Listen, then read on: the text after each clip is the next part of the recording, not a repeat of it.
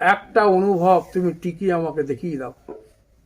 যদি কেউ দেখিয়ে দিতে পারে যে বাল্যকাল থেকে যে অনুভবগুলো আমার হয়েছে সেটা আমি বৃদ্ধ বয়স পর্যন্ত টেনে নিয়ে গিয়েছি, যদি দেখাতে পারে আর আমি চেলাও আনবো। একটা অনুভব তুমি যখন বিয়ে হয়েছিল তোমরা তো সংসারী মানুষ, গৃহস্থ মানুষ, যখন তোমাদের বিবাহ হয়েছিল সেই বিবাহের সময় যে লোক যে পরিবেশের সঙ্গে তুমি ছিলে, যে স্ত্রী তোমার সঙ্গে যে ব্যবহার করেছিল, তোমার শ্বশুরবাড়ির লোকের সঙ্গে যে সম্বন্ধ, যে গভীরতা ছিল, আজ 15 বছর পর সেই লোকের সঙ্গে সেই গভীরতা কোথায় গেল? সেই বইয়ের সেই রূপ রং চেহারা ব্যবহার আজ কোথায় গেল? একটা অনুভব তুমি টিকিয়ে দাও। আর আজকেকার অনুভব তোমার পরিবারের সঙ্গে, এটা বৃদ্ধ বয়সে এটা দেখিয়ে দিও আমাকে। প্রত্যেকটা মুহূর্ত তুমি ধোকায় খেছো।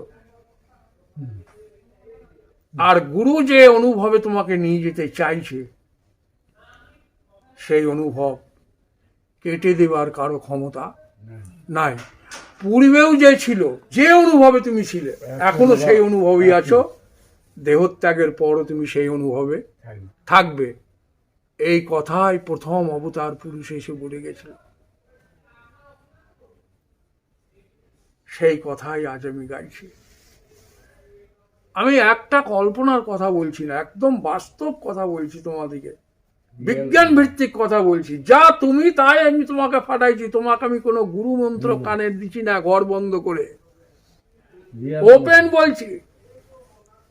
হ্যাঁ, কেউ যদি আছে তো আমার এই বেদান্তের কথাগুলো কেটে দেখ। হ্যাঁ, তবে তুমি বুঝতে পারবে যে বাবা কি বুঝাতে চাইছে আমাকে। আর যারা সংসারে সুযোগ সুবিধা সুখ পেতে চাইছে, এ কোনোদিনই সম্ভব হবে না। সব ছেড়ে তোমাকে এটা বুঝতে হবে। এই যেভাবে তুমি বাড়ি ঘর ছেড়ে এখানে চলে এসেছো তো প্রবচন করতে এসেছো, শুনতে এসেছো। কোথা থেকে এসেছো? বাড়ি ঘর সংসার সব ছেড়ে দিয়ে চলে এসেছো। এদিকে ধ্যান দাও। ঠিক এই রকম এই শরীর ছেড়ে তুমি স্বপ্নে চলে গেছো। মরার কথা বলছি না, এই শরীর ছেড়ে তুমি স্বপ্নে চলে গেছো। এই শরীর,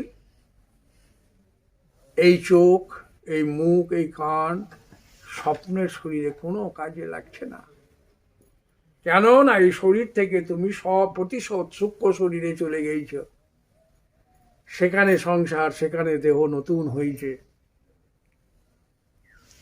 যেভাবে তুমি বাড়ি ঘর ছেড়ে এখানে এসেছো, নিদ্রাতে তুমি এই দেহ ছেড়ে আর এক দেহে চলে গেছো। সেই সময় কে দেখেছিল স্বপ্ন?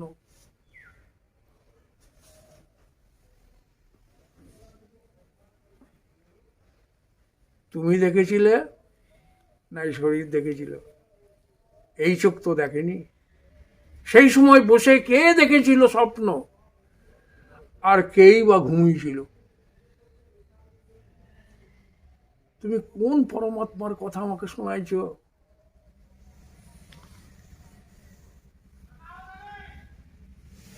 কার কথা তুমি বলছো? কি তুমি আমাকে বুঝাতে চাইছো? আর যখনই তুমি এটা বুঝতে না পারলে তখনই তুমি নতুন গ্রন্থ ধরে নিলে। এটাই হচ্ছে উপনিষদের সার। তুমি বিনা না জাগ্রত, না স্বপ্ন, না সুশক্তি, কোনো প্রকাশই হবে না। omni present, omni consciousness, omni purely consciousness, এই জায়গাটাকে ক্লিয়ার করো, তবে রস পাবা। আর না হলে ডোবো আর ওঠো।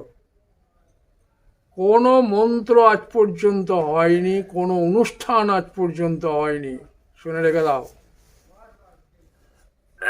যে তোমার মৃত্যু, জন্ম, জরা ব্যাধি থেকে নিষ্কৃতি দেবে।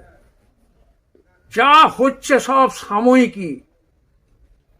এই তুমি যখন জেগে আছো, আমার কাছে প্রবচন শুনছো, এ সত্য, এ তোমার নিজ অনুভব। আর আমি তোমাকে বুঝাইতে চাইছি এটা পার্মানেন্ট অনুভব নয়। এই জন্য এটা পরম সত্য নয়। যেটা সত্য হবে সেটা পার্মানেন্ট হবে।